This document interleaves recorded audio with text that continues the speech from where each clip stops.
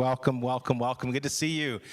Hey, we are competing with some amazing weather today, and I know that we're going to have some people that are going to be coming on in. But if you're toward the peripheries, maybe let's fill up these center tables today, just because today is going to be one of those days we want to get some communication going and those types of things. So if you maybe just kind of fill these center sections here, that would be awesome. And before we begin, if you're new to Lunch and Learns and we don't know each other, I'm Brian. I'm one of the pastors here at Wooddale Church. I lead our Family Resource Initiative.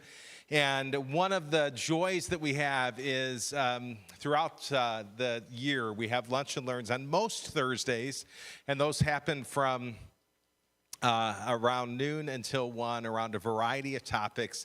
And the next ones that we're going to be doing are coming up here in the next slide here. But we've got, our next one is in October, so we're a little bit... we're going to take a little break after this week, and then October 23rd, Laura Mulliken is going to be with us talking about the church's role in fighting exploitation and trafficking. So she leads a ministry here in the Twin Cities called Trafficking Justice, and she works with victims of human trafficking, and her stories are amazing, and what the impact they're making on young men and young women and others who are trapped in exploitation is inspiring. So I want to encourage you to come out on October 23rd. If that name Mulliken sounds familiar, that is because she is the wife of Todd Mulliken, who speaks here often and was supposed to speak on November 6th about grace over grudges. And I said last week I have a little grudge because he's having surgery that week and I'm going to be taking his place. And so I'll be speaking in his stead on grace over grudges. It's going to be a great day as we talk about how do you release resentments and increase forgiveness, and that'll be November 6th. November 13th, Megan Sage will be our speaker on unlocking the creativity that you were created for, and then on November 20th, Lisa Holt will be speaking about building harmony in your blended family. Did want to let you know that Reengage is just around the corner. If you are married or you have friends who are married who would just love to have some enrichment in their marriage, Reengage is a great program for healthy marriages, for marriages that are struggling.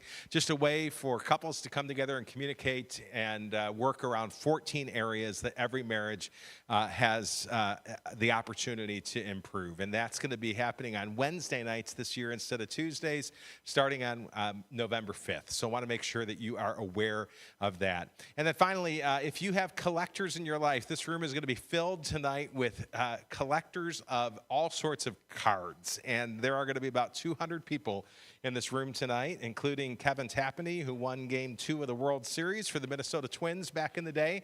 And he'll be autographing. Just want to encourage you, free food tonight for those who are coming and lots of giveaways. And it's just one of the outreach events that we do as a church to make an impact in the community for all ages. And so we'll have kids of all ages that will be in here.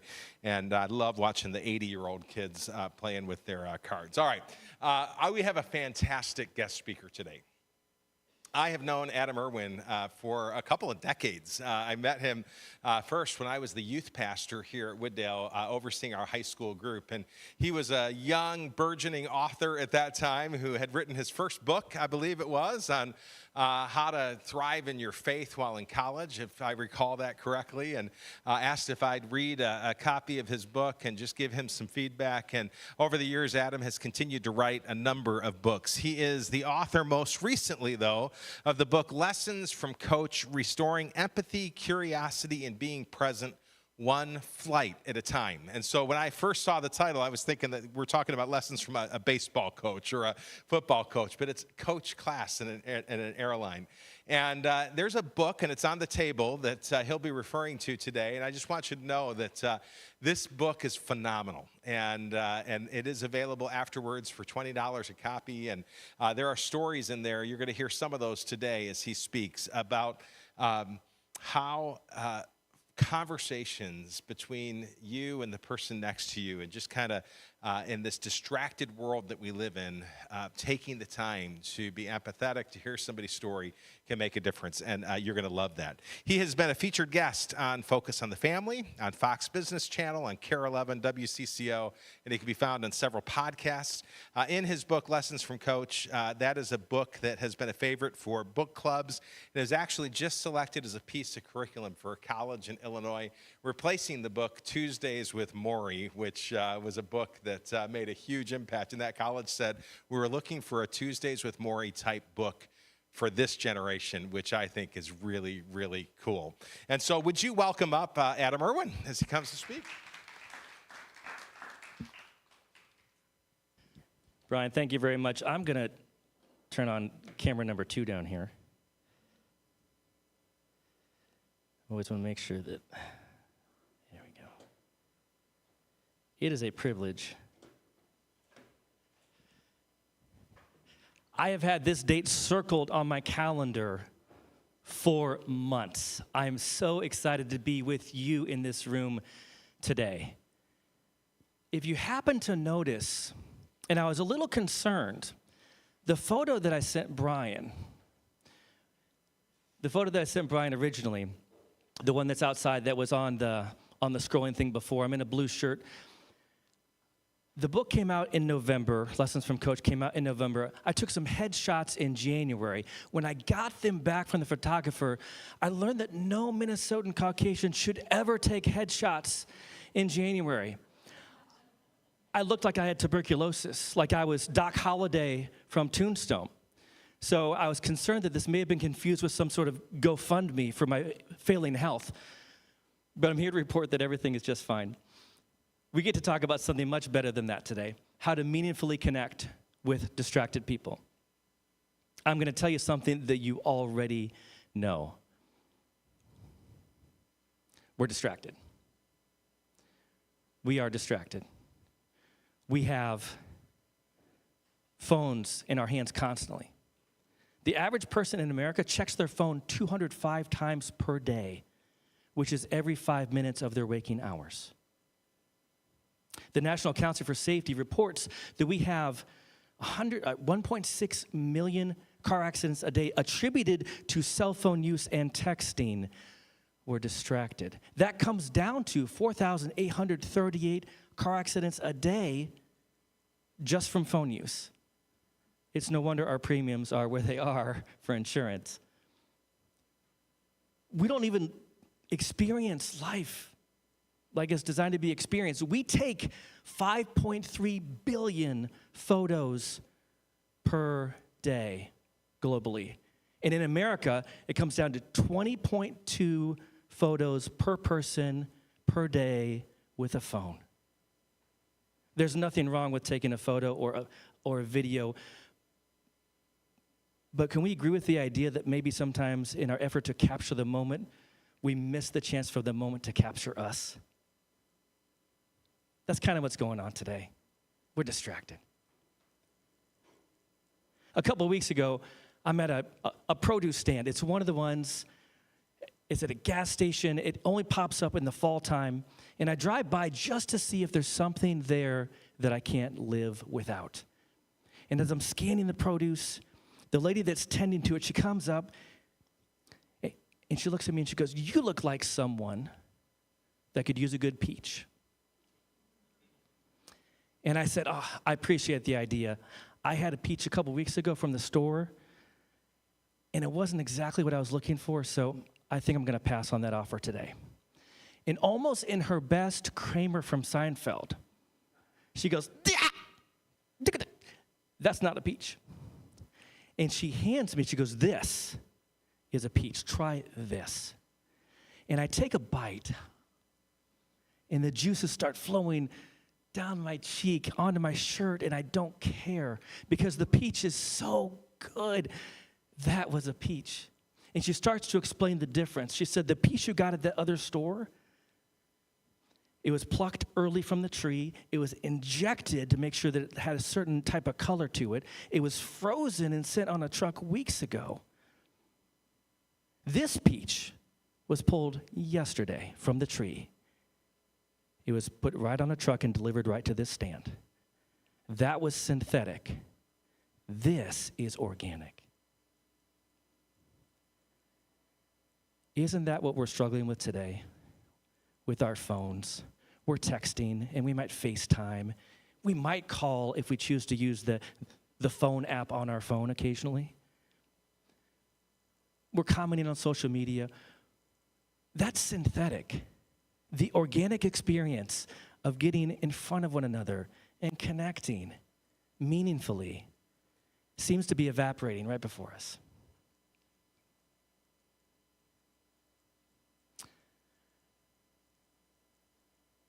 The very interesting thing happened, and the reason that I'm here is because I was on a plane in 2002, and it was shortly after 9/11.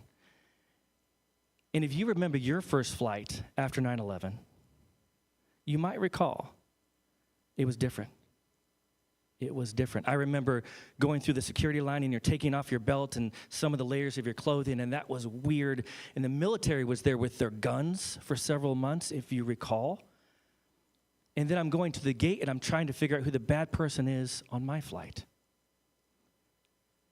And it felt like my love for people and my curiosity for people was stolen from me, and in its place was just left judgment. And I hated how it felt. But I remember sitting at the gate, and there's a man.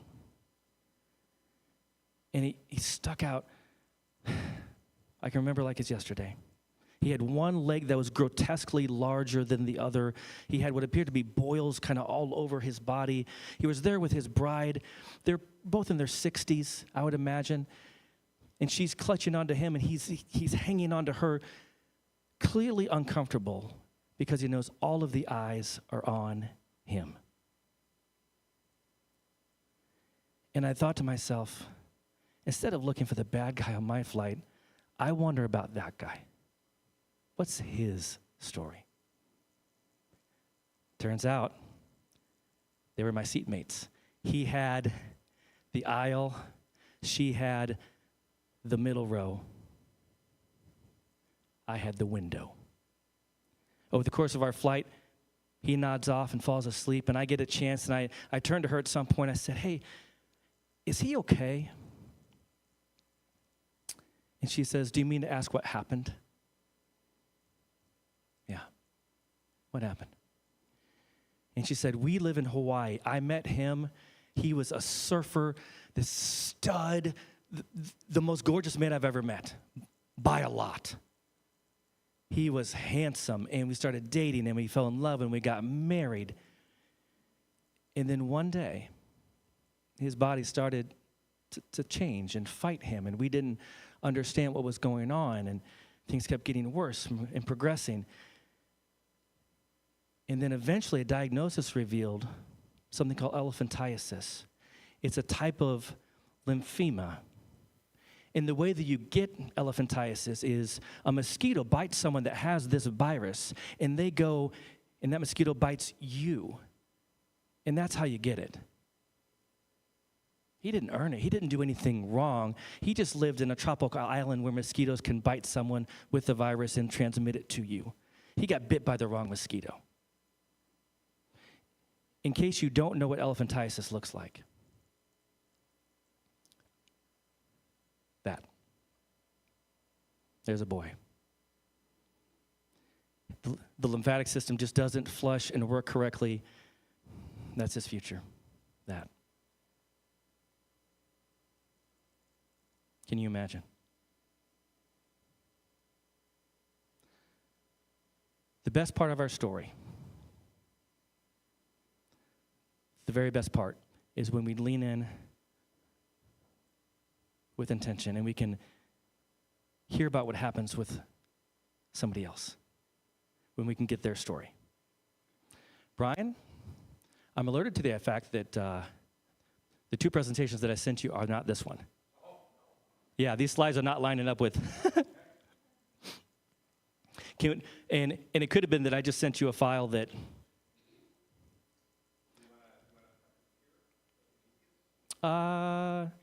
Sure. I'll catch a natural break in a minute because we have a discussion point coming up. So while we're doing that, I'll take care of this. But I'm as surprised as you are right now. This is great. When we lean in, we have a chance to really see the person next to us for the way that God made them. And today I want to talk about three things because of that man, because of the elephantiasis, because of learning about his story. And by the way, the best part of his story is that him and his wife became special education teachers. And so every day he would go to work and he would get the love and and respect and admiration of his students that he desperately needed. And he could just give that right back to them. And he got exactly what he needed from the students that saw him every single day. And because of his story, I fell in love with the idea of leaning in so I could hear other people's stories too. So what I started doing is I started hopping on flights, booking flights to anywhere, just so I could interview the person next to me. I started this in 2003, and I started interviewing people, and it was fantastic, and it was so energizing, and I got about 70 pages into Lessons from Coach, writing that book, and my computer crashed. And I lost the entire book. Unrecoverable. I was crushed. And this idea, this book, this pursuit sat dormant until 2018.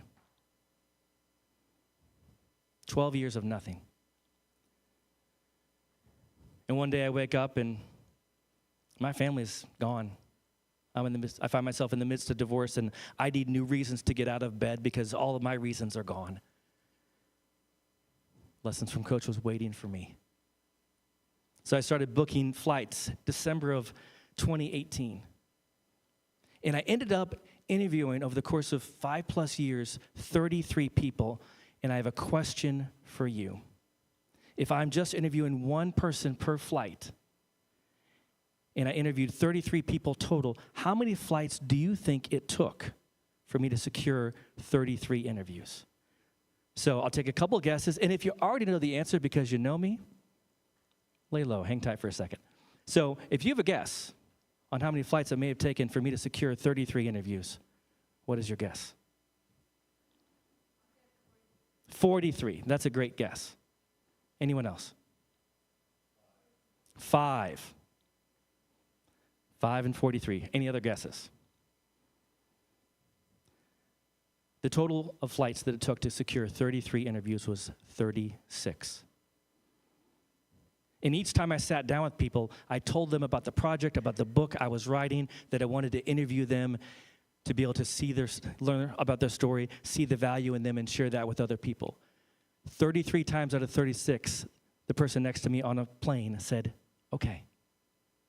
14 of them cried on my shoulder. It's pretty cool. So today, as we talk about how to meaningfully connect with distracted people, there are 3 things that I learned on flights that I want to share with you today, and I hope that they have value as you go out after this into the world to be dangerously good for all the people that are placed in your path. The first thing is that there are 2 things that I look for in people. There is one rule that I follow when connecting with people. And there's one thing that I always try to remember about people. 2 things that I look for in people, one rule to follow when I connect with people, and one thing I always try to remember about people.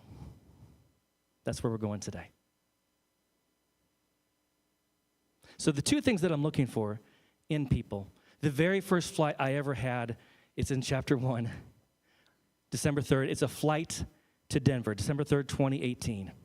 I'm nervous. Have you ever been nervous when you know that you're about to talk to somebody and they don't know that you're about to have a conversation? Have you ever had that?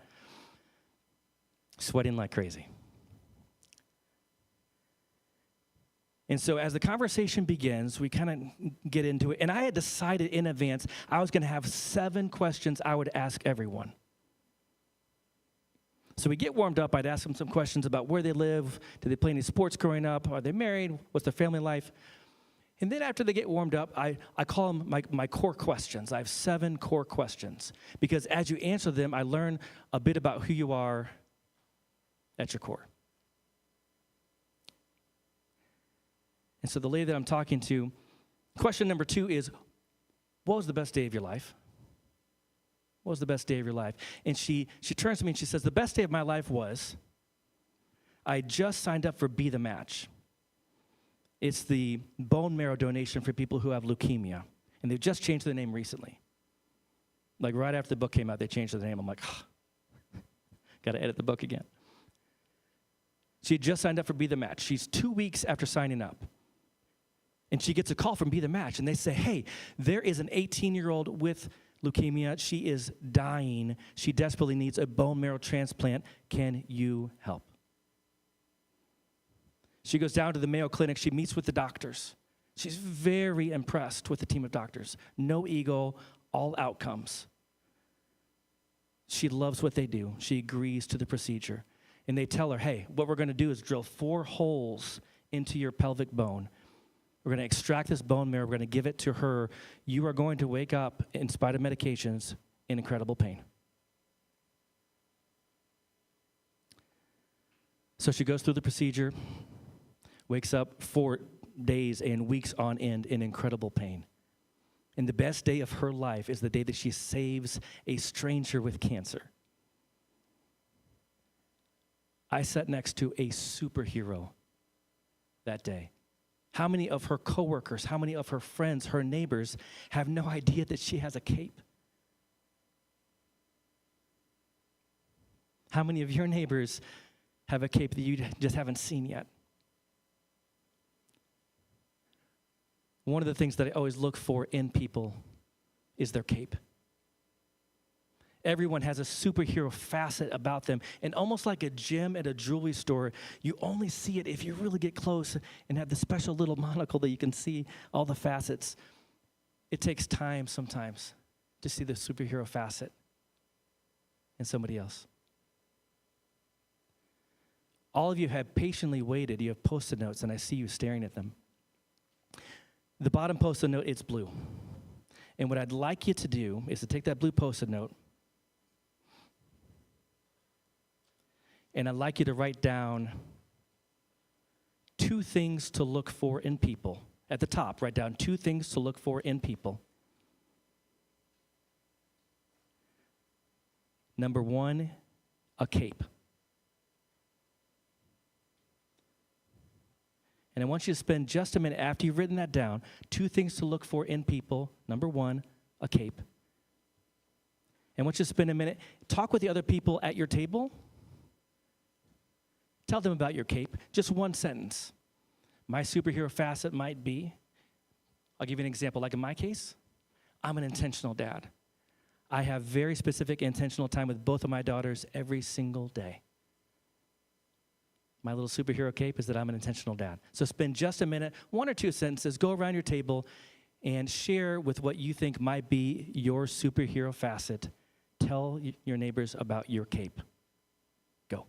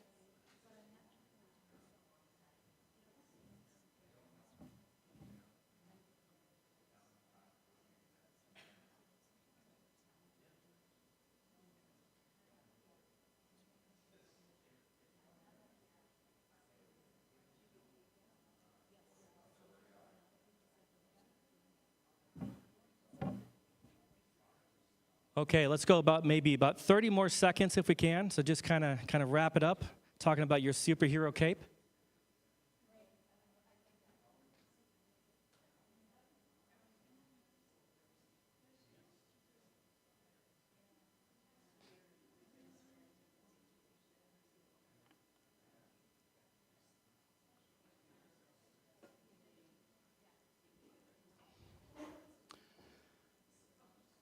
All right, let's bring it back up here.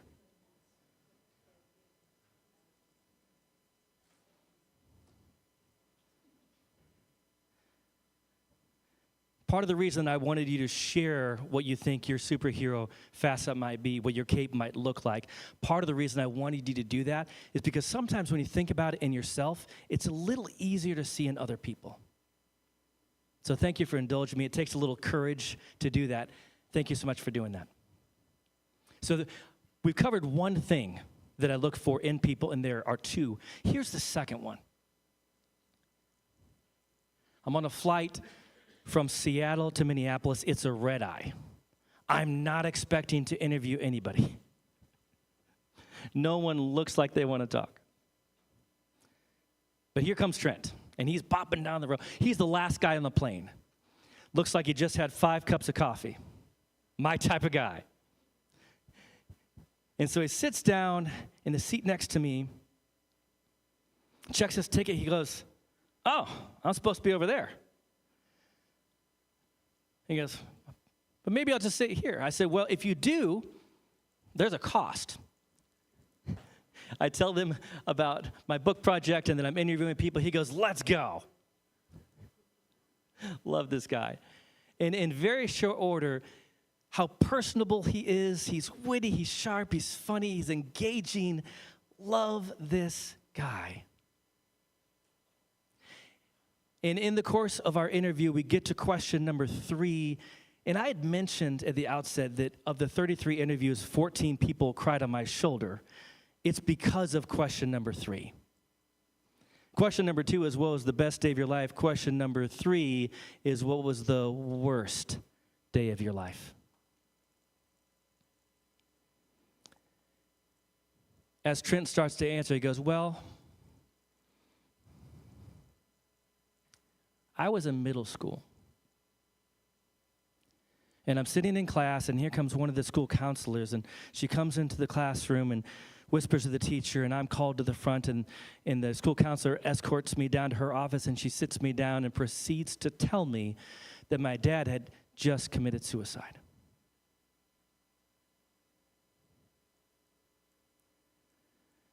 And he talks about the surreal experience of that day and going back home and the police interviewing him and asking if there was anything, any sign or symptom.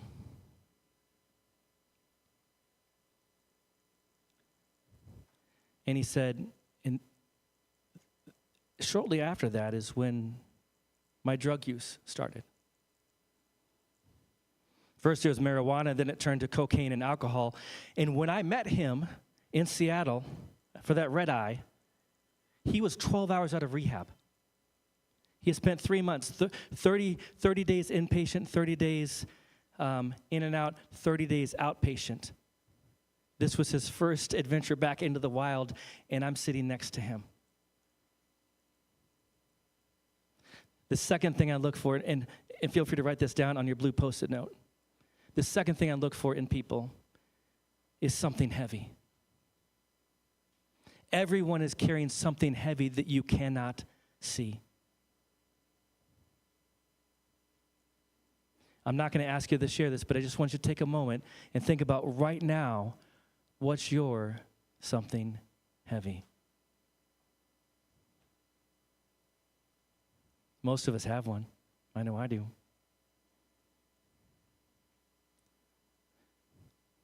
The reason that I have you writing down on Post-it notes is because the quality of our life can be determined by the quality of our habits plus the quality of our reminders. The quality of our life can be determined by the quality of our habits plus the quality of our reminders. And before something is a habit, it requires a reminder. These are your reminders. My hope is that you take these reminders that we have that we're in the process filling out, and you put them on the dash of your car or on your mirror in the bathroom or someplace where you can see them, and they prompt you as you go out into your day and into your world. So those are the two things that I look for in people. I look for a cape, and I look for something heavy that I just typically can't see. I have one rule that I follow every time that I go out into the world. When I'm about to engage and connect with people, I have one rule that I follow. And the rule kind of stems from, I got to the end of this journey. I was, after 33 interviews and 36 attempts, I got to the end, I'm like, man, I miss my flights. I miss connecting meaningfully with people. How can I do that on dry land? I fell in love again with humanity in the air, and I wanted to know how I could do that on dry land. As I was chewing on what that might look like, how I could build small things into my day to make me more intentional. My daughters were coming home from school, and I noticed that the quality of their day was based upon what happened in math class or what someone said to them at recess. They're 10 and they're 7, and they're awesome, and they're great teachers. Kids are great teachers. As I was trying to think about how I could implement small intentional things into my life to find the magic that I found on flights, I came up with five little things. The second best part of my day, the second best part, is when I walk my daughters to the bus stop. And I'll say, girls, what are the 5 little things? And they take turns. Say something kind to someone. Help someone who needs help. Give her share of what you have. Ask someone a question about themselves. Try something really hard. Those are our 5. Those are my 5. Every single day when I go out into the world, those 5 little things guide my efforts. And I have to tell you, I have fallen more deeply in love with humans because of those 5 little things. The airplanes were great. This is so much better. It's so much better, you guys.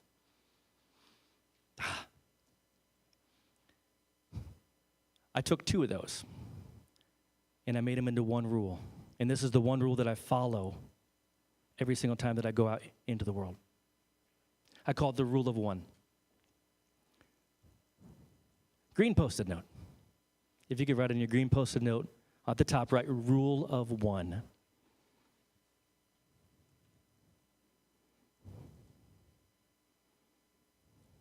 Underneath that, write, say something kind to someone, or ask someone a question about themselves. Every time I go to Caribou Coffee or Target or to the gym, I will not leave that place until I have said something kind to one person or asked one person a question about themselves. That's my rule of 1. I will do that with one person wherever I go, whenever I am out. And I won't leave until I've done it. It has fundamentally changed my life. Rule of 1. When you say something kind to someone, we know this, like in the book of Proverbs, 16:25, I think, it talks about how a kind word is like honeycomb. And in the Hebrew culture at the time, if you look into honeycomb at all, not only was it the sweetest thing available, the sweetest tasting thing, it was also very rare. How rare and sweet is a kind word today? The awesome thing, too, is that it's also very healing. And so honeycomb, like at the time, honeycomb was sweet and it was rare and it was tasty, but it was also used as a healing agent on the inside. I believe a kind word, just like it says in 16:25 of Proverbs, a kind word can heal. Sometimes it looks like we need more healing now than maybe ever before. But it's really easy. This rule of 1, it's really easy. Say something kind to someone, The other day I'm at the gym, and there's a woman, and she is working so hard. I've got a fitness background of like 23 years. And so without even trying, I notice good work. I notice hard work. And toward the end of my time at the gym, I gently come up to her and I say, hey, I just want to tell you, as I've been working, I've also seen you working, and I've seen how hard you've been working, and I hope that you're proud of you, because what you're doing today is awesome. And she tears up, and she goes, I needed that today. Saying something kind is easy to do. It doesn't take anything from us to give it. And the other part of it, they ask someone a question about themselves. I'm at a Caribou Coffee. It's November of last year. The book is about to launch. And I'm there to just work on some finishing touches. And I sit down at my table, and I see a woman at the table next to me. She's my one, rule of one. I'm going to do it. And so I just simply ask, hey, what are you drinking today? And she goes, oh, this is hot chocolate. And I said, you seem pretty excited about the hot chocolate. Is there anything special that you ask for when you order hot chocolate? And she gives me 5 minutes on hot chocolate. And she goes, this is my favorite winter drink. I said, okay. So if that's the winter drink, then is there a summer drink? And she goes, it's lemonade. And she gives me 5 minutes on lemonade. When it's rule of one, make time for people. And then she asked me, she goes, hey, what are you working on? What are you doing here? So I just mentioned the book, and she leans in a little bit, and she says, okay, I have a question then. Do you ever hear from anybody that you've interviewed? Do you ever stay in touch? And I said, that's a great question. I said, in fact, last night, I got a text message from a guy named Trent, who I just told you about.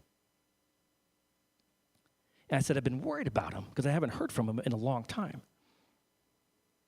And she goes, well, what's his story? So I tell her about Trent and his dad passing and committing suicide.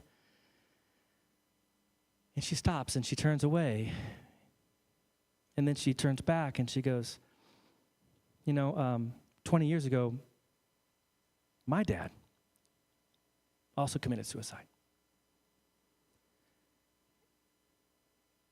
I have 33 stories. I could have plucked from any of them. That's the one that I happen to share, and that's the one that hits her right here. And so I asked her, I said, how's that been for you? And she starts to walk through the process of when it just happens and there's a funeral and everybody is surrounding you and saying, hey, just let me know what you need. But you don't know what you need because it just happened and you don't even know how to feel. And then by the time you figure out how to feel, everybody's gone. And she starts talking about what the grief has looked like over the years and how it's changed. And after 20 minutes of sharing grief, she looks up and she goes, I never get a chance to talk about this with anybody. This has been such a gift. And she gets up and she gives me a big hug and she goes, you're an angel today. Rule of one. All because I asked someone a question. I think curiosity is special. It can open up doors and invite conversation that we didn't even know was possible. And how often do we pass by the person at the coffee shop or at the gym and we could just do a rule of one thing and we could say a kind thing or ask a question and change the trajectory of their day. And by the way, every time I do rule of one, I walk away feeling so much better about me and the fact that God puts people in my path for a purpose. And when I walk away after rule of one, I feel like I have a bit more purpose. And if you employ rule of one, I believe that would be true for you too. The third thing that I want to share with you, and this is, you have 2 purple Post-it notes you will note. You have 2 of them.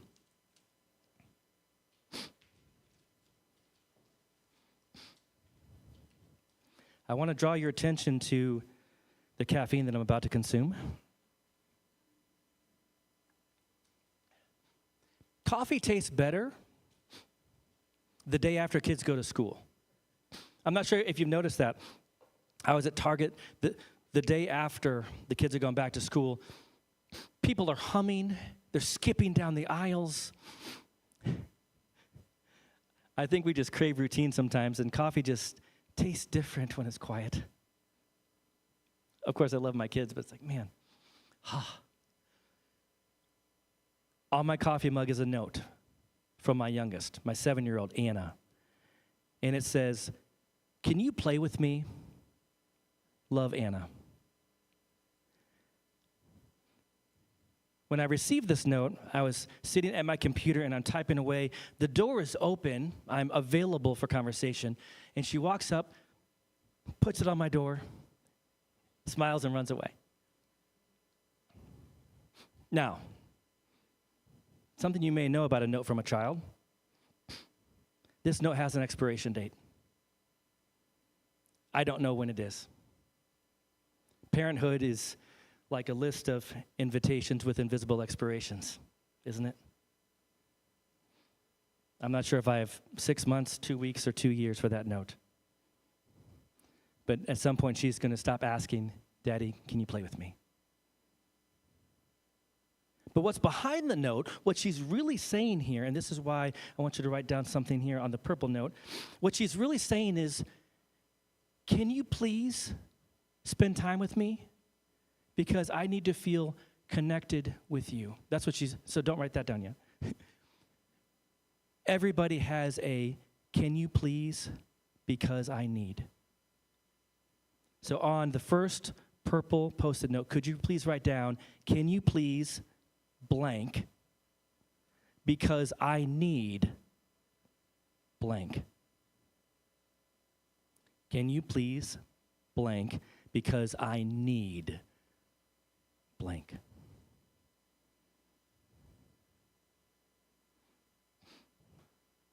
After you're finished writing, could you please hold that Post-it note in the air?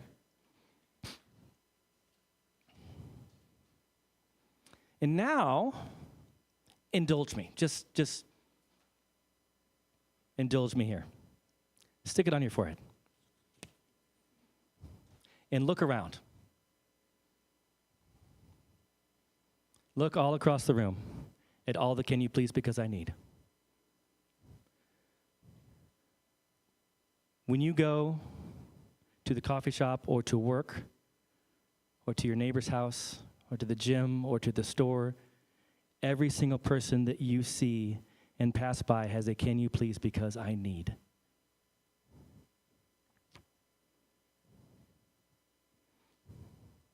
This is what I'm going to invite you to do next. For the last Post-it note, for your last reminder. This is something that we're not going to share. I'm not going to ask for any volunteers. I don't want you to speak a word of this note. But what I'd like you to do is I'd like you to write down your personal, vulnerable, can you please, because I need. And I'll tell you mine. And again, this is just for you. If I'm being vulnerable and honest, and I think about, I have my kids half of the time, which means I don't have my kids half of the time. So when I don't have my kids on a day like today, can you please give me a hug or a fist bump or a high five? Because I need to be reminded that I'm not alone. That's mine. So please take a second and be as honest and vulnerable with yourself and write down your own, can you please, because I need.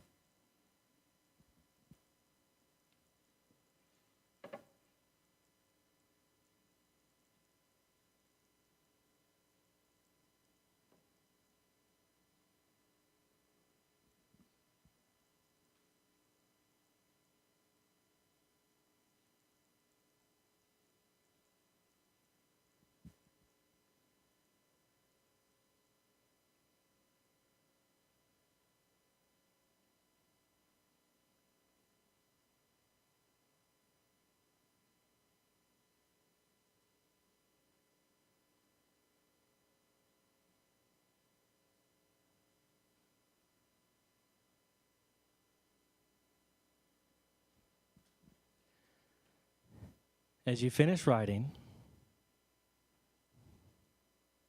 I'm going to suggest that that little moment of introspection had a lot of value. And just like we talked about in the beginning about when you're looking for two things in people, and we shared our own cape, and again, we're not going to share this. But when you think about the can you please because I need in yourself, I think it awakens in you more so the idea that everybody else has one too. And it makes us more sensitive to that idea as we're interacting with the people that are placed in our path.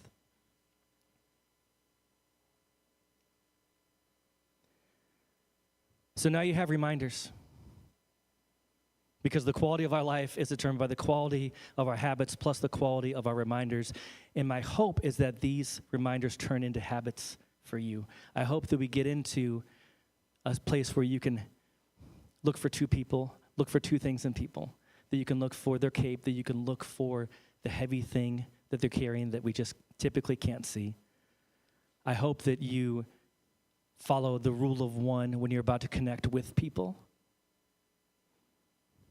that you would have the courage to say something kind to someone or ask someone a question about themselves. And I hope that also that you'd be able to remember the one thing about people that we just wrote down, and that's that everybody has a can you please because I need. We all do. I really love every single day when I go out into the world with the 5 little things, and I am more dangerously good for mankind than I've ever been. Because a long time ago, some man on a plane who had a story that I had to learn about really awakened in me the type of curiosity and the empathy that's required, I think, today to meaningfully connect with distracted people. And I'm going to leave you with this. August 28th, I'm coming back from the airport. I need an Uber or a Lyft. I choose Lyft. It's $63 back to Plymouth. The guy picks me up. And we start talking, and he asks what I do for a living. So I tell him about the 23 years plus that I've spent in the direction of fitness and helping people get healthier. And I also give him a line or two about the book. And he goes, tell me more about this book. What's your best story? So I tell him what I believe is one of my best favorite stories. And he's like, that's amazing. I'm like, drive, eyes forward. And he goes, have you ever thought about writing a book about Uber and Lyft drivers in their best stories? And if I did, depending on the type of a story, it might be called Ride Overshare, because it's a ride share, but sometimes people late at night, they just overshare because they've indulged. That wouldn't actually be the title. But nonetheless, I say, well, that's a great idea. What's your best story? He goes, well, 2 months ago, I'm at the Minneapolis-St. Paul rideshare parking lot. And how it works is you get there, and the app knows that you're there, and then you wait in line. It's a queue, and you wait until you get your fare. And if you accept it, you go pick up the person. If you decline it, you go back to the end of the line, and you wait again. He says, I'm married, we have a wife, we have kids, we have bills. And I'm waiting for 2 hours in this rideshare parking lot, waiting for my fare. And I finally get it, and it comes up, and it's $9. So he pulls up to the part of the terminal to pick up the lady that had ordered the $9 totally inadequate fare. And while he's waiting for her, there's an older gentleman, and he's got a duffel bag, and it's clear that he's agitated or upset. And this guy goes to the car in front of my driver, and he knocks on the window and gets shooed away. And my driver rolls down his window. He had an automatic window, so he didn't roll it. He just pressed the button. And he goes, hey, is there something that I can help you with? And the older gentleman says, look, I'm not good with phones. I don't have your app. I don't have any money. I just really need help getting home. Can you help me to get home? My guy cancels his $9 fare and he says, get in. And he drives the guy home. And now he finds himself in a totally different part of town. He turns his app back on to see what might happen in the different part of town. And up pops a $20 fare. Better than $9. So he goes and he picks up this gentleman. And the guy's on his phone and kind of slinks into the chair and doesn't really say 2 words to the guy. And the whole ride to this guy's house, they don't even speak. The guy gets out and he says, hey, can you give me just 30 seconds? I'll be right back. Just give me 30 seconds. And so the passenger runs in his garage and comes back out. He goes, here, this is $40 in cash. And he goes, and this is a PNC bank card. And the PIN, he's like, no, I like the cash, but I don't know about the PIN and the card, and that's out of my comfort zone. But thank you so much for the cash. And the guy's kind of like, okay. And he goes, can you drive me to the bank real quick? Get in. So they drive to the bank. The guy goes into the bank, comes back out, taps him on the shoulder, and hands my driver $1,000 in cash. And he says, I was just awarded the best contract of my career today, and I had decided I was going to give $1,000 to somebody, and that person is you.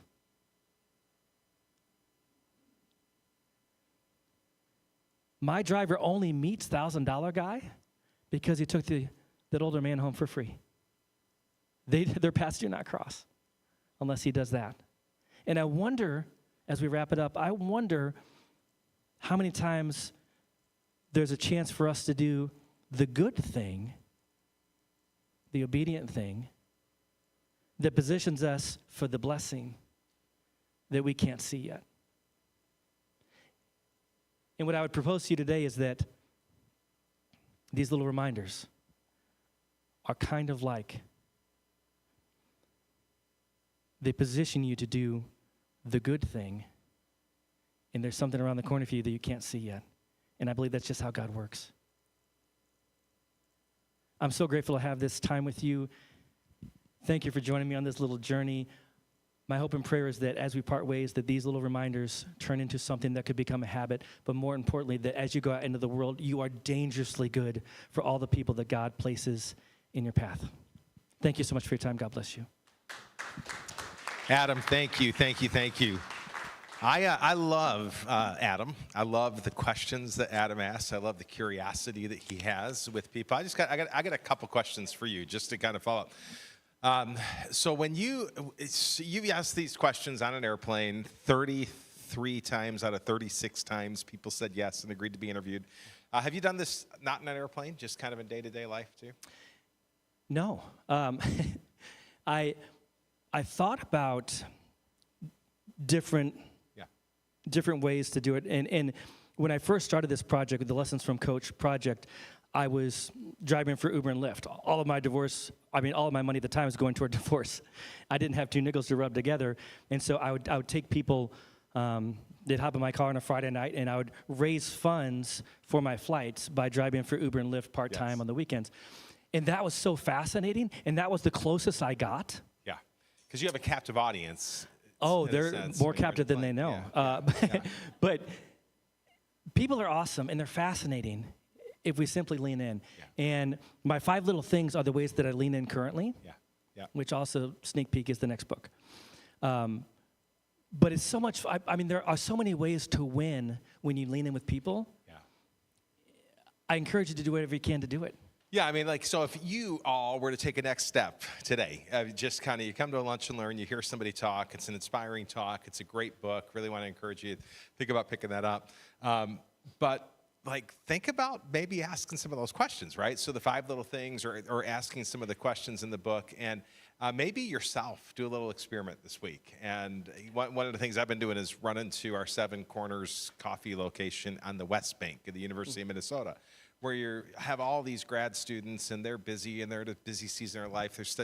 But they're away from home, and so many of them want to talk, and the conversations can be incredible if we'll lean in. And so there are places in your life where you can do this, in the coffee shop or wherever. But yeah, that was just one of the questions that I had for you.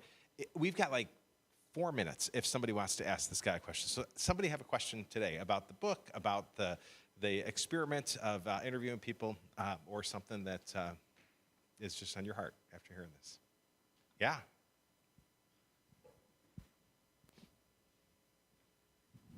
I had wondered how you paid for the flights and all of that. So incredible that that's what you did to do this. Your determination to write this book is pretty amazing. Thank you. And I just want to thank you, because Mark and I are praying this morning. I pray a lot of times for family members that don't know the Lord. And I pray for people like you. And so it's so encouraging for me to hear that, because I do know, God, yes, you are going to use somebody. And so, thank you. Awesome. To The question. Yeah. To answer that question, though, because you had asked how I picked the flights, right? So primarily it's just dollars. What was cheapest? So it was a lot of Sun Country and Southwest, occasionally Frontier, which I tried less and less over time to do. They're a great airline, but just not my preference. But also, mixed in with that, in the winter, I'm going to Phoenix. I'm going to Tampa. In the summertime, I'm going to Seattle. No need to go to Texas. I'm not going to Dallas in August. 0% chance of that. So a lot of it was cost and also climate, kind of the time of the year. Yeah, so Seattle that was July 4th. Seattle over July 4th was fantastic. And Phoenix in February is amazing. So yeah. Awesome. One last question, Larry, and then we will close it up here. So,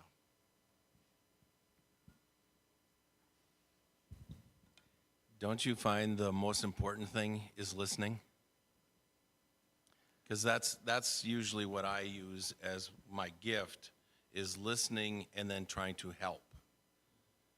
So in your interviews, I would think the most important part of the interview, even though it's a great question, is the listening part of it. 100%. And sometimes, because like you talked about listening and helping, sometimes listening is the helping. I think the reason I was 33 for 36 is because people are desperate to be seen and heard and reminded that they matter. I was blown away by how prevalent that has become. And so showing up and asking someone a question and just giving them that chance to be seen and heard and reminded that they matter, that does more. It's honeycomb.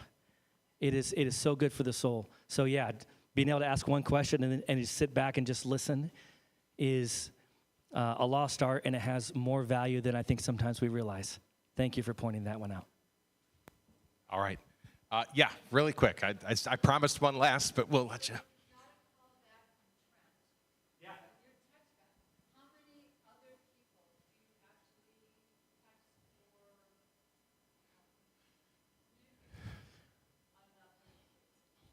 Seven, like semi-actively. Yeah, so it's been interesting, but yeah, so just kind of once or twice a year, just a little thing. But with Trent, it's texting, and I talk to him the most of the people, but certainly not everybody. But it's been special to reconnect with those people. Yeah. All right. Well, we're going to let Adam get over to the book table. I'm going to do an experiment here. Who has a birthday this month? What month are we in? September?